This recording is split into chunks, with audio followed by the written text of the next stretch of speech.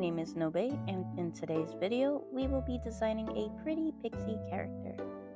This character is extra special to me since she was made for a friend of mine who is dear to my heart. So, to the little pixie watching this, thank you for being the beautiful person that you are.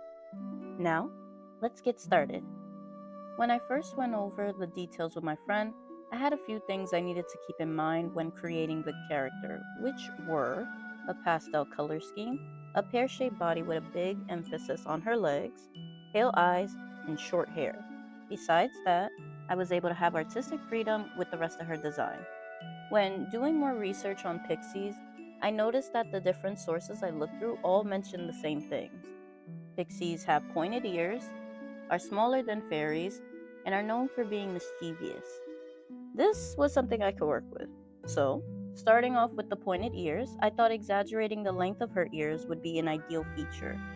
No matter how she would style her short hair, they would always stick out. I can actually see this character not being embarrassed by her large ears, but instead flaunting them, teasing any human who may encounter her by stating, "These beautiful ears can hear all of your secrets," then swiftly flying away without another word.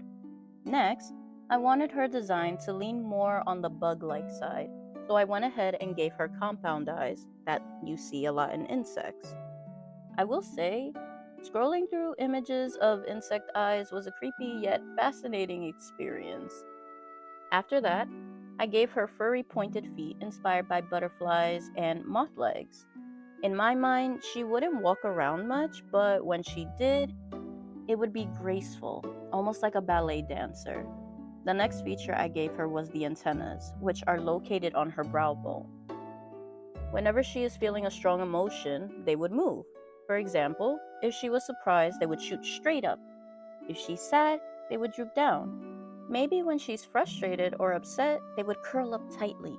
The concept of her antennas giving away her emotions was probably one of my favorite parts of her design. Because this character would be my friend's persona, I decided to give her RPG inspired clothing as my friend loves to play cozy RPG type games. The backless leotard she wears is a lightweight fabric, however, as she is constantly flying around and cannot be weighed down by heavy armor. My friend has also mentioned to me before that when they play RPG games, they always choose the archer class. This gave me the idea to make this little pixie an archer herself, hence the archer glove on her right hand. Her bow and arrow is still a work in progress, but I already have an image in my head. One thing that I will definitely be adding to the bow and arrow design is the same nerine flowers that she has atop of her head. I personally love adding flowers to designs. Flowers can convey so many different emotions without having to say a word, and that is something that I find truly beautiful. I would really love to get a book on the language of flowers someday, as it will be a nice addition to my art book collection.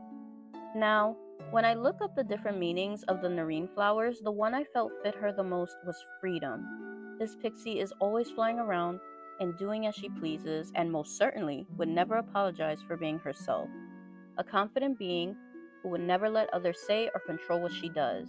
The freedom to just be her genuine self is the most important thing, and so I knew this flower was perfect for her. Last but not least, her color palette. Because of her mischievous nature, I thought the pastel colors would be perfect, specifically the light blue. In color psychology, many people see blue as secure and trustworthy. This plays in her favor as many will lower their guard around her, giving her the opportunity to play tricks on them. It's the classic case of looks can be deceiving. I personally love when characters look the opposite of what is expected of them, so this was super fun for me. And that is how I came up with this little pixie. I love designing her, and the funny thing is, while I was making this video, my friend sent me a sketch of her, and that just made my day. And I'm so happy you like her design. Thank you again for letting me create her for you. And of course, thank you, dear viewer. I hope you enjoyed this journey together with me and have possibly found some new inspirations. Until we meet again, take care.